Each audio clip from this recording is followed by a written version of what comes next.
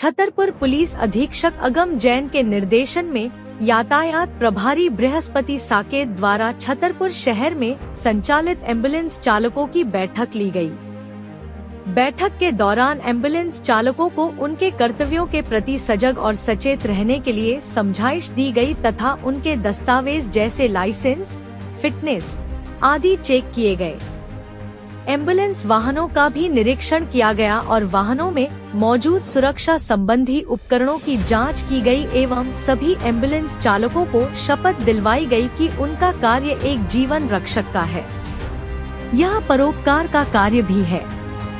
इस कार्य में सर्वप्रथम उन्हें मानव जीवन को बचाने की इच्छा शक्ति होना चाहिए, न कि धन लाभ अर्जित करने की। जीवन रक्षक के तौर पर अपना कार्य इस तरीके से संपादित करें कि जनता द्वारा उन्हें सम्मान पूर्वक देखा जाए और उनके कार्यों की सराहना की जाए। इसके साथ सभी एम्बुलेंस चालकों को निर्देशित किया गया, किसी भी प्रकार की अभद्रता की सूचना प्राप्त होती है या आपके कृत्य से किसी को हानि पहुंचती है तो कठोर कार्यवाही की जाएगी और समय समय पर आपके एम्बुलेंस वाहनों के दस्तावेजों की जांच की जाएगी। वाहन की स्थिति का भी अवलोकन किया जाएगा। वाहनों का निरीक्षण करने पर किसी भी एम्बुलेंस में फास्ट एड बॉक्स नहीं पाया गया, जिसके लिए उन्हें निर्देशित किया गया।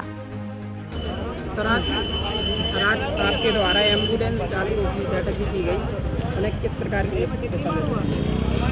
ये आप लोगों को पता है कि अभी लगातार 2-3 दिनों से सोशल मीडिया पे बहुत खबरें चल रही थी कि एम्बुलेंस चालकों द्वारा मरीज और उनके परिवार से अभद्रता की जाती है, पैसों को लेकर लड़ाइयाँ होती हैं। इसी सब चीज़ों को सुनने के बाद आज हम लोगों ने पुलिस अधीक्षक महोदय के निर्देशन में एम्बुलेंस चालकों की बैठक बुलाई थी।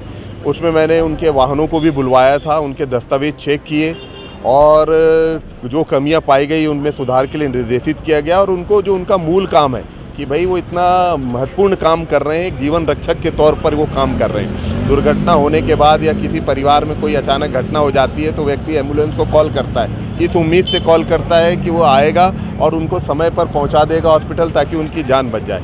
लेकिन चूँकि ये परोपकार का कार्य भी है और इसमें सिर्फ धन लाभ अर्जित करने का उद्देश्य नहीं होना चाहिए, ये सारी चीज़ें उनको समझाई दी गई कि कई बार ऐसा होता है कि अलग अलग वर्ग का व्यक्ति होता है, कई के पास ज़्यादा पैसे नहीं होते हैं और वो आपसे विनती करता है कि भाई हमारे व्यक्ति को पहले हॉस्पिटल पहुंचा दीजिए। तो उनको ये भी बताया गया कि आप जब इतना महत्वपूर्ण कार्य कर रहे हैं तो इसमें आप धन लाभ अर्जित करना आपका उद्देश्य नहीं होना चाहिए, जीवन रक्षा आपका उद्देश्य होना चाहिए। कई बार ऐसे व्यक्ति भी मिलते हैं जिनके पास राशि कम होती है, तो आप उसमें संतोष करिए क्योंकि आप इतना महत्वपूर्ण काम कर रहे हैं, इसके लिए वाद विवाद ना करिए। और उनके लाइसेंस वगैरह चेक किए गए, गाड़ियों के फिटनेस चेक किए गए और वाहनों का जब मैंने अवलोकन किया तो मैंने देखा जितनी प्राइवेट एम्बुलेंस चल रही हैं, किसी भी प्राइवेट एम्बुलेंस के अंदर फर्स्ट एड किट नहीं थी और जिनके अंदर फर्स्ट एड बॉक्स था भी तो उसको उन्होंने अपना टूल बॉक्स बना रखा था, पाना पेचकस रख रखा था।